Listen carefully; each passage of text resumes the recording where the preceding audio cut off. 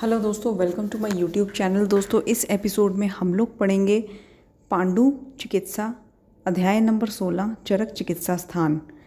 दोस्तों, आगे बढ़ने से पहले मैं आपको रिक्वेस्ट करूंगी हमारे चैनल को सब्सक्राइब कीजिए ताकि हमारे जो रेगुलर बेसिस पे बनाए हुए लेक्चर्स हैं उनके नोटिफिकेशंस ऑटोमेटिकली आपको आपके फ़ोन में मिल जाएं।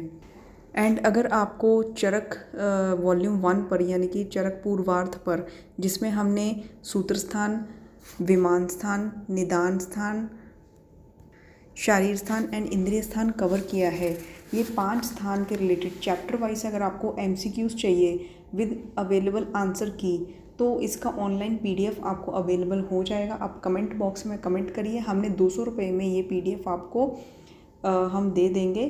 तो जल्द से जल्द आप ये PDF जो है लीजिए एंड MCQs को सॉल्व कीजिए, क्योंकि उसमें हमने जो क्वेश्चंस हैं चैप्टर वाइज एक एक लाइन से उठाकर क्वेश्चंस बनाए हैं। मैक्सिमम मोस्ट इम्पॉर्टेंट क्वेश्चंस आपको चरक वॉल्यूम 1 के उस PDF में मिलेंगे। केवल 200 रुपये में हम लोग आपको वो PDF दे देंगे। तो चलिए आगे बढ़ते हैं। चरक चिकित्सा स्थान चैप्टर नंबर 16 पांडु रोग चिकित्सा। थोड़ा सा बड़ा चैप्टर है, 104 पॉइंट्स हैं टोटल एंड ये चैप्टर इम्पॉर्टेंट है। एक क्वेश्चन तो इसमें से हर साल एंट्रेंस में ज़रूर देखा है मैंने। तो चलिए स्टार्ट करते हैं। पांडु रोग का जो चैप्टर है, आचार्य चरक ने गृहिणी रोग के बाद इसका वर्णन किया है, जबकि आचार्य सुश्रुत ने हृदय रोग के बाद इसका वर्णन किया है। जो मृद भक्षण है ये पांडु रोग का निदान भी है एंड पूर्व रूप भी है। ठीक है, मिट्टी खाना, मृद भक्षण, मृतिका भक्षण भी जिसे हम कहते हैं, ये पांडु रोग होने का कारण भी है एंड इसका पूर्व रूप भी है, ये याद रखिए। मृतिका भक्षण जन्य पांडु जो है वो पांडु का भेद भी है। पांडु में शुक्ल समान्वित पीत वर्ण हो जाता है, येलोइश वाइट कलर जो होता है पेशेंट का आपको देखने को मिलेगा। उसका चेहरा देखते ही आपको आप गैस कर सकते हैं कि इसको एनीमिया होगा। शुक्ल समान्वित पीत वर्ण, ठीक है। और आचार्य चरक ने इसके जो भेद हैं एंड आचार्य माधव ने इनके भेद जो हैं 5 बताए हैं। VPKS वातज पित्तज कफज सन्निपातज एंड 5वां है मृतिका भक्षण जन्य पांडु। आचार्य सुश्रुत ने इसके 4 भेद बताए हैं। ठीक है, VPKS मतलब वातज पित्तज कफज एंड सन्निपातज। ये जो 4 भेद आचार्य सुश्रुत ने बताए हैं इसको अष्ट अर्ध भी कहते हैं, मतलब 8 का जो आधा हुआ मतलब 4 भेद हैं। कामला, कुंभ कामला और हलीमक। ठीक है, आचार्य सुश्रुत ने इसको पांडु ही बोला है, ये पांडु के अंतर्गत आते हैं। कामला, कुंभ कामला एंड हलीमक। जो कुंभ साह है, ठीक है, कुंभ साह पांडु प्लस इसमें और क्या क्या होता है, महान शोफ होता है एंड पर्व भेद होता है। ठीक है, कुंभ साह में पांडु होता है, महान शोफ होता है एंड पर्व भेद होता है। लागरक एंड अलस, ये इसमें क्या होता है, पांडु का होना प्लस ज्वर और तंद्रा, ये लक्षण मिलते हैं। ठीक है, तो जब पांडु के साथ ज्वर और तंद्रा लक्षण मिलते हैं तो वो लागरक या अल्स कहते हैं उसको। हलीमक जो है इसमें वात और पित्त दोष प्रधान होता है ये, और इसमें रोगी का जो वर्ण है हरित पीत नील हो जाता है, जबकि पांडु में शुक्ल समान्वित पीत वर्ण आपने पढ़ा है। And next is panki. क्या होता है, पानकी में पांडु रोग होता है, ठीक है, और इसमें पीत वर्ण होता है और नेत्र रोग भी होते हैं, ज्वर, अतिसार और बहिर्अंतः मतलब अंदर से बाहर से वो पीत वर्ण का हो जाता है। ठीक है, पांडु प्लस पीत वर्ण, नेत्र रोग और ज्वर, अतिसार, बहिर्अंतः पीता, ये पानकी के लिए कहा है। थोड़ा सा कन्फ्यूजिंग है लेकिन बार बार इसको पढ़ेंगे देखेंगे तो आपको अच्छे से याद हो जाएगा। पांडु रोग की संप्राप्ति क्या होती है, देखिए इसमें त्रिदोष जब कुपित हो जाते हैं, त्रिदोष में से भी जब पित्त प्रधान दोष ज़्यादा कुपित हो जाता है तो धातुओं को दूषित करता है, जिससे बल वर्ण में क्षीणता आती है, रक्त में अल्पता आती है, मेज ओज भी ये दोनों अल्प हो जाते हैं एंड इंद्रिय शिथिल हो जाती हैं। ठीक है, त्रिदोष कुपित, पित्त प्रधान रूप से एंड धातु दूषित होकर बल वर्ण क्षीण हो जाते हैं, रक्त मेद ओज अल्प हो जाते हैं, इंद्रियां शिथिल हो जाती हैं। सो अल्प रक्तो अल्प मेदस्को निसार शिथिल इंद्रिय, ये रखकर पूछते हैं कि ये किसकी संप्राप्ति है, ये किस रोग के कंसर्न में ये कहा गया है। सो अल्प रक्तो अल्प मेदस्को निसार शिथिल इंद्रिय। ठीक है, निष्पाव माश पिन्याक तिल तेल सेवनाथ, ये किसके लिए कहा गया है? देखिए, ये पांडु रोग का हिक्का और श्वास तीनों का कॉमन निदान है। निष्पाव, माश, पिन्याक, तिल, तेल, सेवनाथ। ठीक है, तो तिल की खली होती है, ठीक है, तिल तेल और तिल की खली, पिन्याक तिल। ठीक है, मतलब तिल का जब तेल निकालते हैं उसके बाद तिल की जो खली बचती है उसका सेवन करने से, ठीक है, माश का सेवन करने से पांडु हिक्का का आश्वास हो सकते हैं। रक्त पित्त का निदान क्या है? निष्पाव, माश, कुलथ, सूप, क्षार। ठीक है, तो थोड़ा सेम ही है। ठीक है, पांडु हिक्का का श्वास का, कास नहीं है, पांडु हिक्का श्वास का निष्पाव, माश, पिन्याक, तिल, तेल, सेवनाथ। जबकि रक्त पित्त का है निष्पाव, माश, पहले दो शब्द सेम है, देन कुलथ, सूप, क्षार। ठीक है, पांडु में साधक पित्त जो है वो कुपित होता है हृदय प्रदेश में। ठीक है, वो वायु को भी अपने साथ ले लेता है एंड फिर सर्व शरीर में वो घूमता है और सर्व शरीर का पीत वर्ण कर लेता है। तो इसमें कई क्वेश्चंस बन जाते हैं कि कौन से पित्त का कौन सा भेद कुपित होता है? साधक पित्त। ठीक है, हृदय प्रदेश में कुपित होता है, सर्व शरीर में घूमता है वायु के साथ मिलकर एंड पीत वर्ण कर देता है रोगी का। पांडु का जो प्रावृद्ध अवस्था है वो क्या है? वो है कामला। ठीक है, एंड मांस, रक्त, वक्त, ये इसमें क्या होता है? जो मांस, रक्त एंड त्वक है ये पांडु का दूष्य है, जबकि मांस एंड त्वक ये कामला का दूष्य है। एंड आचार्य सुश्रुत कहते हैं कि जो मांस और रक्त है ये लिंग, अर्श और भगंदर एंड स्तन रोग का दूष्य है। मैंने कंपैरेटिव पॉइंट्स आपको साथ में ही बता दिए हैं। पांडु का जो पूर्व रूप है वो क्या है? इसमें हृदय स्पंदन यानी कि पैल्पिटेशन होनी, एंड रोगी को लगेगा कि उसको घबराहट हो रही है या धड़कन उसको फील हो रही है अपनी दिल की धड़कन। ठीक है, तो हृदय स्पंदन होता है, रुक्षता होती है, स्वेद का अभाव होता है, श्रम होता है मतलब लेथार्जी, एंड सर्वैकरण शीड मतलब कि साउंड हेल्यूसिनेशन होती है, जो शब्द नहीं है वो भी उसको सुनाई देते हैं। हत नल मतलब कि अग्नि जो है वो मंद हो जाती है। शून अक्षिकूट स्वेलिंग हो जाती है आइस में। क्षीण लोम मतलब कि हेयर फॉल होते हैं। एंड हत प्रभ और उसकी जो प्रभा है वो ग्लो जो उसका कम हो जाता है। शिशिर द्वेषी हो जाता है क्योंकि उसको ठंड बहुत ज़्यादा लगती है। पिंड को द्वेष्टन, ठीक है, काफ मसल्स में उसके पेन होती है। सर्व कर्ण शेड, हतनल, शून अक्षिकूट, क्षीण लोम एंड हर्तप्रभ, शिशिर द्वेषी, पिंड को द्वेष्टन। ठीक है, ये ध्यान से सुनिए क्योंकि कोई भी शब्द रख के पूछ लेते हैं। शून अक्षिकूटो ये पांडु में तो हमने देखा है, लेकिन और किस में मिलता है? देखिए, शून अक्षिकूट पांडु में मिलता है, लेकिन शून गंड मतलब कि चीक्स जो होते हैं, और इसके साथ साथ शून गंड, अक्षिकूट, भ्रू ये किस में मिलता है? मृतिका भक्षण जन्य पांडु में। ठीक है, मतलब कि जब स्वेलिंग चीक्स में भी आ जाती है, अक्षि में भी आ जाती है, भ्रू में भी मतलब फोरहेड के रीजन में स्वेलिंग आ जाती है। शोथोगंड अक्षिकूट किस में मिलता है? आम अजीर्ण में। ठीक है, परीक्षण कूट शोथ किस में मिलता है? ये मिलता है पांडु में। ठीक है, मतलब सेम है। शून अक्षिकूट ये आचार्य चरक ने शब्द यूज़ किया है जिसमें मतलब वही है कि आइस में स्वेलिंग आ जाती है, और प्रेक्षण कूट शोथ ही आचार्य सुश्रुत ने शब्द यूज़ किए हैं, पांडु में ही होता है और इसका मतलब भी सेम है कि आइस में स्वेलिंग आ जाती है। बस आपको ये शब्दों का हेर फेर जो है इसको ध्यान से याद रखना है एंड सुनना है। शून अक्षिकूट वदनश्च ये किस में होता है?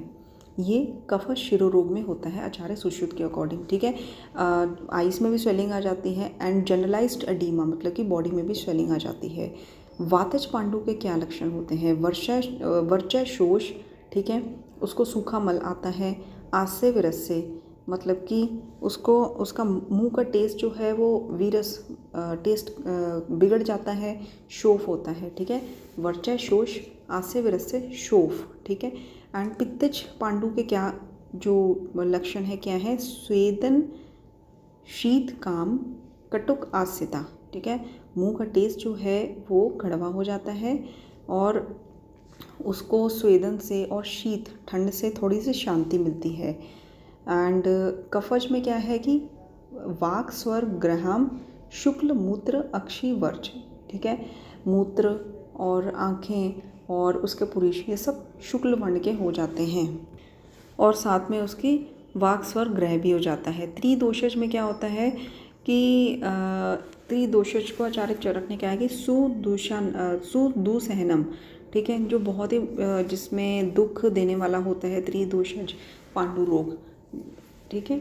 और मृतिका जन्य पांडु में क्या होता है कि ये कषाय मिट्टी जो होती है उसका अगर सेवन किया तो मृतिका जन्य पांडु होता है वातज, ठीक है। और पित्तज मृतिका जन्य पांडु कब होता है, जब ऊसर मिट्टी का सेवन किया हो, एंड कफजन्य जब मधुर मिट्टी का सेवन किया हो।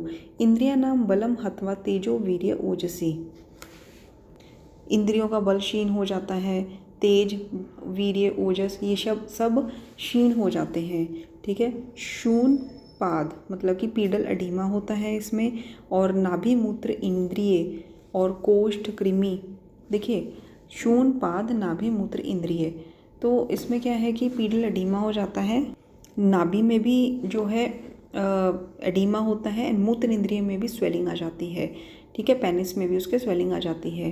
कोष्ठ कृमि होता है, साथ में अतिसार मलम ससरिक मतलब कि अतिसार होता है, एंड मल के साथ रक्त का स्रवन भी होता है। ससरिक मतलब कि रक्त, ठीक है, अतिसार मलम ससरिक, एंड कफान्वितम साथ में कफ भी मिला हुआ होता है। तो शून पाद नाभि मूत्र इंद्रिय कोष्ठ कृमि अतिसार मलम ससरिक कफान्वितम, ठीक है, ये है मृतिका जन्य पांडु के लक्षण। एंड नेक्स्ट इसकी जो पिंडिको उरुद्वेष्टन, देखिए हमने जो पांडु का अभी निदान पढ़ा है उसमें है पिंडिको द्वेष्टन, लेकिन पिंडिको उरुद्वेष्टन ये किस में मिलता है, वातज ज्वर में मिलता है। पिंडिको द्वेष्टन किस में मिलता है, पुरीश वेग धारण में भी मिलता है, ये पांडु में भी मिलता है। कंपैरेटिव पॉइंट्स जो है मैं आपको साथ में बता रही हूँ। मांस का ज्वर में भी मिलता है, अर्श पूर्वरूप में भी मतलब ये मिलता है, और बिना स्नेहन किए जब हम स्वेदन कराते हैं तब भी पिंडिको द्वेष्टन होता है, ठीक है। आचार्य जेजर जी कहते हैं कि सभी प्रकार के पांडु में कृमि मिलते हैं, और जो मल होता है उसमें रक्त और कफ भी आता है सभी प्रकार के पांडु में, ठीक है। जबकि अभी हमने पढ़ा कि ये जो कृमि एंड रक्त प्लस कफ इन मल ये हमने अभी मृतिका जन्य पांडु में ही पढ़ा है, लेकिन आचार्य जेजट ने सभी पांडु में बताया है। जेजट जी कहते हैं कि सबसे पहले मैं तो आपको बता दूं कि जेजट जी का टाइम पीरियड था 9th AD, एंड इन्होंने टीका लिखी थी निरंतर पद व्याख्या, ठीक है। जेजट जी ने आचार्य चरक सुश्रुत एंड वाग्भट जी पर भी संस्कृत में टीका लिखी है। और वीर्य ओज शय ये किस में होता है, ये हमने पांडु में भी पढ़ा है, ये यक्ष्मा में भी होता है, शतशीन में भी होता है, मृतिका जन्य पांडु में भी होता है ये। एंड पांडु के जो सामान्य लक्षण है उसमें क्या है कि ओज क्षय होता है, लेकिन शुक्र का क्षय नहीं होता है, याद रखिएगा। पांडु जो है असाध्य कब होता है, जब धातुएं जो है वो रूक्ष हो जाती हैं एंड बहुत पुराना क्रॉनिक डिजीज़ हो जाता है। और जब रक्त अल्प अत्यंत होता है, बहुत ज़्यादा खून की कमी हो, तो ऑब्वियसली श्वेत वर्ण हो जाता है। आचार्य सुश्रुत कहते हैं कि जब पांडु में ज्वर और अतिसार हो तो असाध्य माना है उन्होंने। कामला, कामला में क्या होता है कि जब पांडु होता है, पांडु में जो पित्त होता है वो और ज़्यादा प्रकोपित हो जाता है, ठीक है, क्योंकि रोगी पांडु होते हुए भी पित्त प्रकोपक द्रव्यों का सेवन करता है, एंड इससे क्या होता है कि उसका जो रक्त और मांस होता है वो दग्ध होकर उसको कामला हो जाता है, ठीक है। तो पांडु का रोगी जो है प्रॉपर ट्रीटमेंट नहीं लेता है और पित्त प्रकोप ऑलरेडी हुआ है, क्योंकि हमने पढ़ा है कि पांडु त्रिदोषज रोग है और पित्त प्रधान है जिसमें, तो पित्त प्रकोप ऑलरेडी हुआ है और उसको पित्त प्रकोपक द्रव्य और ज़्यादा सेवन कर रहा है, एंड देन उसका मांस और रक्त दग्ध होने लगता है, तो उसे कामला हो जाता है। वाग्भट जी कहते हैं कि कामला एंड कुंभ कामला ये स्वतंत्र रोग हैं, ठीक है। कामला जॉन्डिस होता है जिसमें हरिद्रा नेत्र त्वक नख, ठीक है, ये इनका वर्ण जो है नेत्र त्वक नख का ये हरिद्रा वर्ण हो जाता है। रक्त पीत शक्रद मूत्र भेक वर्ण हत इंद्रिय, ठीक है। तो जो शक्रद है उसका जो पुरीश है वो रक्तपीत वर्ण का हो जाता है, और मूत्र भी रक्तपीत वर्ण का हो जाता है, और भेक वर्ण हत इंद्रिय, ठीक है। भेक वर्ण का, जो भेक वर्ण कह सकते हैं कि जो मतलब कि हरे से रंग का हो जाता है, ठीक है। तो यही है कि जो कामला है इसको जॉन्डिस कहते हैं, जिसमें उसके जो नेत्र होते हैं, त्वक है, नख है, हरिद्रा वर्ण की हो जाती है। शक्रत मूत्र जो है वो रक्तपीत वर्ण के हो जाते हैं। भेक वर्ण हतेंद्रीय, ये शब्द इसमें आया हुआ है। कामला के दो भेद होते हैं, शाखा आश्रित एंड कोष्ठ आश्रित। जो शाखा आश्रित होता है उसमें क्या है कि सबसे पहले मैं इसमें आपको बताऊं कि जब दोष होते हैं वो शाखा से कोष्ठ में जाते हैं 5 रीजंस की वजह से, एंड कोष्ठ में शाखा कोष्ठ से शाखा में चले जाते हैं 4 कारणों की वजह से, ठीक है। तो कुंभ कामला जो है ये क्या है कि कोष्ठ आश्रित कामला होता है ये, ठीक है। इसमें जो धातु हैं खरीभूत हो जाते हैं, कहने का मतलब कि धातुओं में रूक्षता होती है। कुंभ कामला इट्स अ टाइप ऑफ कामला, ठीक है, दैट इज़ कोष्ठ आश्रित, और इसमें कृच्छ साध्यता होता है। ये शक्रत और मूत्र जो है वो कृष्ण पीत वर्ण के होते हैं। रक्त अक्षी मुख रक्त वर्ण का हो जाता है। छर्दी बिन मूत्र रक्त वर्ण के हो जाते हैं, ठीक है। तो कन्फ्यूजन की कोई बात नहीं है। सबसे पहले तो कृच्छ साध्य होते हैं एंड धातुएं जो होती है इसमें रूक्ष हो जाती हैं। कोष्ठ आश्रित कामला होता है कुंभ कामला, एंड इसमें जो शक्रत और मूत्र पुरुष मतलब कृष्ण पीत वर्ण के हो जाते हैं, और अक्षी और उसका मुख रक्त वर्ण के हो जाते हैं। और इसके अलावा फिर से इन्होंने कहा है कि छर्दी बिन मूत्र रक्त वर्ण के हो जाते हैं, ठीक है। तो आपने कृष्णपीत और रक्तवर्ण याद रखना है। शक्रत मूत्र एक जगह इन्होंने कृष्णपीत भी बताया है, एंड छर्दी यानी कि वोमिटिंग उसको जो आती है, और मूत्र उसका रक्तवर्ण का होता है। जठर अग्नि नष्ट हो जाती है जब तब मृत्यु हो जाती है। कुंभ कामला जो है ये कामला कुंभ कामला को कुंभ सहा हम कब कहेंगे, जब इसमें और भी 2 लक्षण हो गए, और वो कौन से हैं मैंने आपको स्टार्टिंग में बताया था, शोफ एंड पर्व भेद। आचार्य वाग्भट जी कहते हैं कि जो कामला की उपेक्षा करता है उसको कुंभ कामला हो जाता है, ठीक है। एंड जिसमें शोध प्रधानता रहती है और ये कृच्छ साध्य होता है। साध्य पांडु कामला चिकित्सा क्या होती है, पहले स्नेहन करवाना है, और याद रखिए इस पर क्वेश्चन कई बार आया है कि इसमें संशोधन किस प्रकार का होता है। तो इसमें स्नेहन के बाद तीक्ष्ण संशोधन होता है, और इसमें स्वेदन निषेध है क्योंकि पित्त प्रधान व्याधि है, त्रिदोषज पित्त प्रधान व्याधि, तो स्वेदन निषेध है। स्नेहन के बाद हमने तीक्ष्ण संशोधन करवाना होता है। कामला जो है वो पित्त प्रबल है, तो इसमें मृदु तिक्त विरेचन करवाते हैं हम ओके। एंड कोष्ठ शुद्धि के लिए हमने पथ्य अन्न देना है, मतलब कि जब कोष्ठ शुद्ध हो जाए मृदु तिक्त विरेचन से हो तो हमने पथ्य अन्न देना है।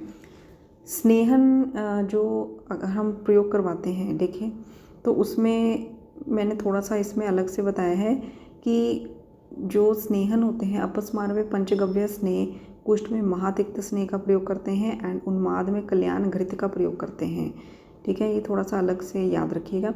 अच्छा, कामला में जब स्टूल एंड यूरिन ये दोनों रक्तपीत वर्ण के हो जाते हैं, ठीक है, तो वहीं पर जो कुंभ कामला है उसमें मूत्र पुरुष कौन से वर्ण के होते हैं, कृष्णपीत वर्ण के। शाखा आश्रित कामला में श्वेत तिल पिष्ट निभम स्टूल होता है, ठीक है। ये अलग अलग थोड़ा सा डिफ्रेंसिएशन पॉइंट याद रखिए। कामला में मूत्र पुरुष रक्तपीत वर्ण के, कुंभ कामला में जो कि कोष्ठ आश्रित होता है कृष्णपीत वर्ण के। शाखा आश्रित कामला में श्वेत तिलपिष्ट निभम पुरुष होता है, ठीक है। ये भी क्वेश्चन रख के पूछा हुआ है कि श्वेत तिलपिष्ट निभम पुरुष किस में मिलता है, तो ये शाखा आश्रित कामला में मिलता है। इसमें घृत वगैरह योग अब कौन कौन से हैं देखिए, दाड़िम घृत का प्रयोग होता है, कटुक आद्य घृत का प्रयोग होता है, पथ्य आदि घृत का प्रयोग होता है जिसमें 100 हरड़ डलते हैं, दंती घृत, द्राक्षा घृत जो है द्राक्षा घृत इसमें पांडु में कामला में बताया है, जबकि द्राक्षा आद्य घृत जो है गुल्म में इसका प्रयोग बताया हुआ है। हरिद्रा घृत का भी प्रयोग कामला में होता है। दंती घृत, द्राक्षा घृत, हरिद्रा घृत ये कामला में बताए हैं।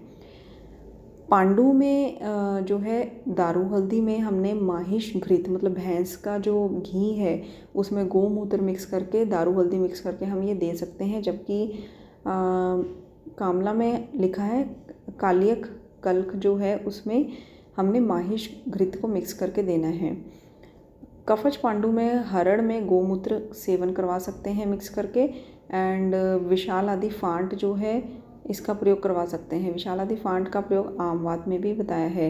त्रिफला, गिलोय, दारू, हल्दी, नीम की पत्ती, इनका क्वाथ मिला के इसमें मतलब ये जो मैंने अलग अलग बताए हैं इनमें से किसी भी एक द्रव्य को लेकर इसका क्वाथ बना के उसमें शहद मिलाकर दे सकते हैं। त्रिफला या फिर गिलोय या फिर दारू, हल्दी या नीम की पत्ती, ये 4 हो गए, ठीक है।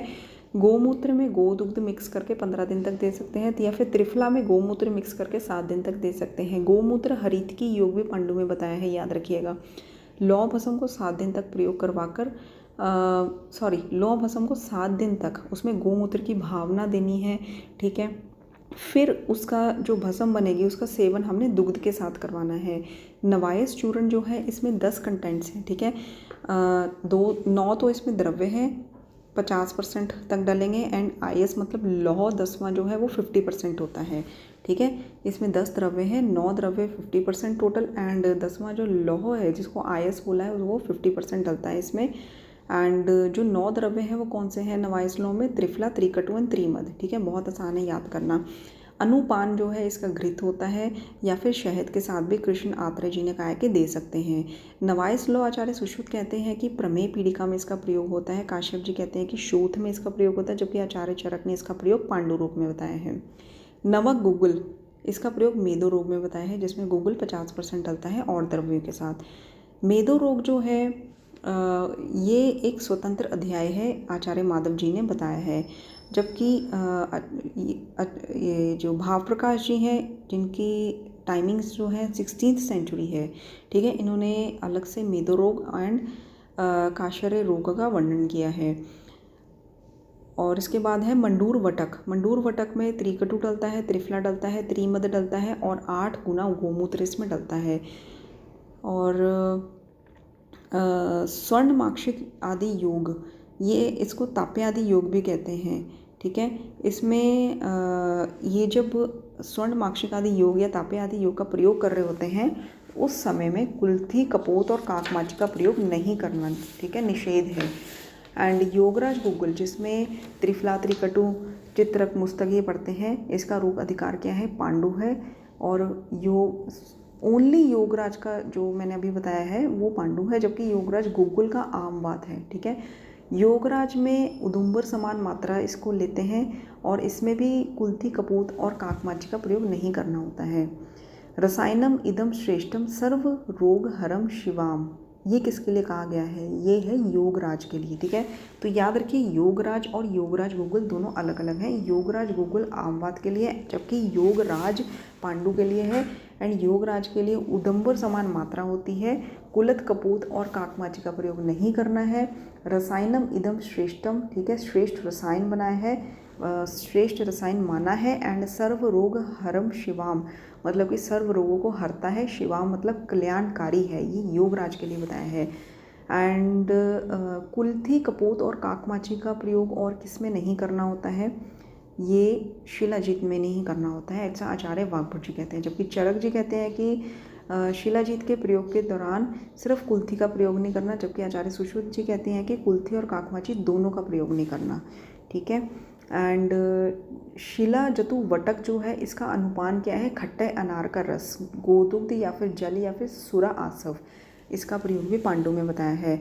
आचार्य वाग्भट जी ने अष्टांग संग्रह में शिला जतु को क्या बताया है? वज्र वटक, ठीक है। शिला जतु वटक को उन्होंने नाम दिया है वज्र वटक। पुनर्नवादि मंडूर वेरी कॉमन, इसमें त्रिफला डलता है, त्रिकटु डलता है, त्रिमद एक्सेट्रा, ये सारे द्रव्य डलते हैं। 2 गुना मात्रा मंडूर डलता है और इसका अनुपान है मट्ठा, ठीक है, याद रखिएगा।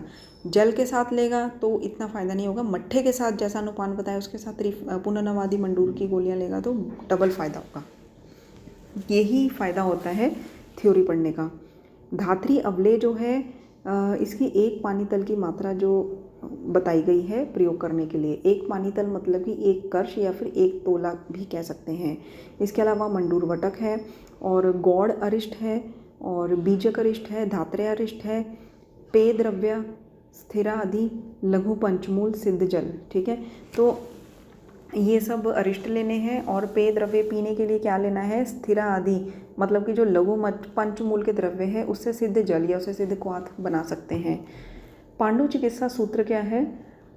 वाटिके स्नेह भूयिष्ठम, पीतिके तिक्त शीतलम, श्लेष्म के कटु तिक्त उष्ण, विमिश्रम सन्निपातिके, मतलब कि वातिके जो वातज है दोष प्रधान पांडु, उसमें स्नेह भूयिष्ठम, स्नेह का प्रयोग करना है। पित्तज में तिक्त शीतल द्रव्य का, श्लेष्म में कटु तिक्त उष्ण द्रव्य का, और सभी का मिश्रण जो है मिश्रित द्रव्य सन्निपातज में प्रयोग करना है। व्योष आदि घृत, ये मृतिका जन्य मृतिका भक्षण जन्य पांडु में इसका प्रयोग होता है। व्योष आदि चूर्ण का प्रयोग कफच मूत्र कृषि में, व्योष आदि वटी का प्रयोग पीनस श्वास कास प्रतिशाय में इसका होता है प्रयोग। ठीक है, मृतिका भक्षण निवारण विधि क्या है? घृत जो नाग केसर से बना हो, ठीक है, केसर आदि घृत जो है मृतिका भक्षण निवारण विधि में इसका प्रयोग होता है। मृतिका भक्षण पांडु चिकित्सा में यथा दोष, मतलब कि अकॉर्डिंगली जो है चिकित्सा करनी चाहिए, दोष के अकॉर्डिंगली। तिल पिष्ट निभम यस्तु वर्च श्रीजति कामली, ठीक है, ये किसके लिए कहा है? जब वाइट स्टूल पेशेंट पास करता है, देखिए पांडु का अगर जॉन्डिस का पेशेंट आता है, अनीमिया का पेशेंट आता है, तो आपको ज़रूर पूछना है कि उसके स्टूल का कलर कौन सा है। अगर वाइट स्टूल तिल पिष्ट निभम, ठीक है, ये वो पास करता है तो वो शाखा आश्रित कामला है। श्लेष्मना रुद्ध मार्गम तत्पित्तम कफ हर जयेत, मतलब कि जो श्लेष्मा है वो मार्ग का अवरोध कर देता है, इसलिए पित्त कफ हरण चिकित्सा करनी चाहिए। ठीक है, पित्त कफ हर चिकित्सा करनी चाहिए, ये याद रखिएगा। और शाखा आश्रित, ये शाखा आश्रित जो है कामले की बात हो रही है। देखिए शाखा आश्रित कामला में श्लेष्मा के द्वारा मार्ग अवरुद्ध हो जाता है। पित्त प्रधान दोष तो होता ही है पांडु कामला में, तो पित्त के साथ कफ हर चिकित्सा करनी चाहिए। शाखा आश्रित कामला जो है इसमें कफ मूर्छित वायु पित्त को अपने स्थान से हटाकर शाखा में ले जाती है। ठीक है, तो अपने स्थान से मतलब कि कोष्ठ से हटाकर जब शाखा में पित्त को ले जाती है वायु, तो कोष्ठ में तो कोई पित्त होता ही नहीं है। ठीक है, इसलिए स्टूल जो है उसकी पिगमेंटेशन नहीं होएगी, वो वाइट कलर का होएगा। नेत्र मूत्र और त्वक ये जो हल्दी वर्ण के होंगे। ठीक है, कफ मूर्छित वायु स्थाना पित्तम शिभेद्वली हरिद्रा नेत्र मूत्र त्वक श्वेत वर्चा, वही बात कही गई है कि कफ मूर्छित वायु जो होती है अपने स्थान से पित्त को हटा देती है, और फिर हरिद्रा वर्ण के नेत्र मूत्र त्वक होते हैं, श्वेत पुरुष यानी कि वर्चा होती है। दोष जो है वो शाखा से कोष्ठ में पहले लाए जाते हैं। ठीक है, अत्यंत कटु तीक्ष्ण उष्ण लवण जो है वो कफ शमन के लिए प्रयोग किए जाते हैं। ठीक है, जिससे कफ का शमन होता है, पित्त की वृद्धि होती है और दोष वृद्ध होकर शाखा से कोष्ठ में आते हैं। ठीक है, वृद्ध्या विष्यंदन पाकात स्रोत्सो मुख शोधनात्, ये जो है चरक चिकित्सा 28 में ये लाइन कही गई है जब दोषों को कोष्ठ में लाया जाता है, मतलब कि वृद्ध्या विष्यंदन पाकात स्रोत्सो मुख शोधनात्। तो कहने का मतलब कि ऐसी द्रव्य देते हैं जो, क्योंकि कफ ने पित्त का मार्ग अवरोध किया है, कफ ने वायु को मूर्छित किया है, जो कल्प्रेट है वो कफ है, तो कफ को जीतने के लिए अत्यंत कटु तीक्ष्ण उष्ण लवण का प्रयोग किया जाता है। कफ शांत होता है, उसका शमन होता है, लेकिन इन सब द्रव्यों से पित्त की वृद्धि होती है, तो वो अपने आप ही कफ शांत हो गया, मार्ग खुल गया, तो वृद्ध पित्त जो अपने आप ही कोष्ठ में आ जाता है। ठीक है, उसके बाद इसकी आगे चिकित्सा करते हैं। और इसी के रिलेटेड दोष को कोष्ठ में लाने के रिलेटेड चरक चिकित्सा 28 में यही लाइन कही गई है कि वृद्ध्या विष्यंदन, मतलब कि वृद्धि करते हैं, विष्यंदन करते हैं, पाक करते हैं, स्रोतों मुख शोधना, स्त्रोत मुख का शोधन करते हैं, दोषों का मतलब कि वृद्धि करते हैं, कोष्ठ में लाते हैं। एंड ठीक है, सारा मैंने बताया। और पित्तम तथा अशेति स्वयं आश्यम, ये किसके लिए कहा है? ये चिकित्सा है शाखा आश्रित कामला की। ठीक है, मतलब कि पित्त जो है स्वयं आश्यम, अपने आश्रय में आ जाता है।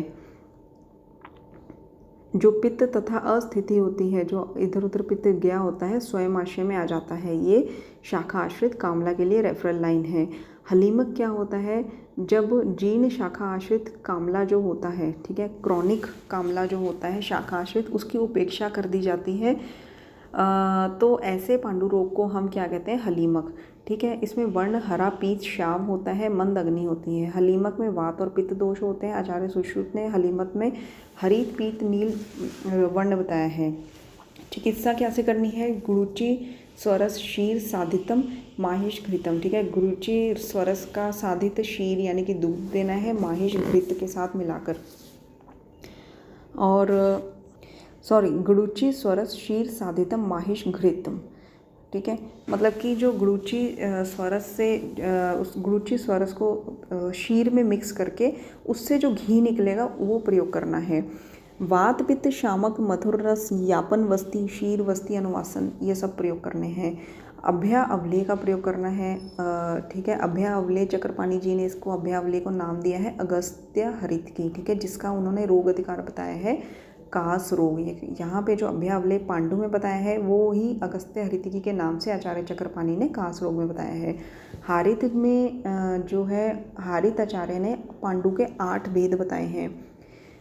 चरक जी कहते हैं कि जो हलीमक है वो महाव्याधि है, मतलब कि जब जीर्ण शाखा आश्रित कामला की उपेक्षा करते हैं तब हलीमक होता है। काश्यप जी कहते हैं कि कुट पाकल सन्निपातज ज्वर जो है वो महाव्याधि है, और आचार्य सुश्रुत जी ने अपस्मारण श्वास को महाव्याधि बोला है। यहीं पे हमारा चैप्टर नंबर 16 समाप्त होता है।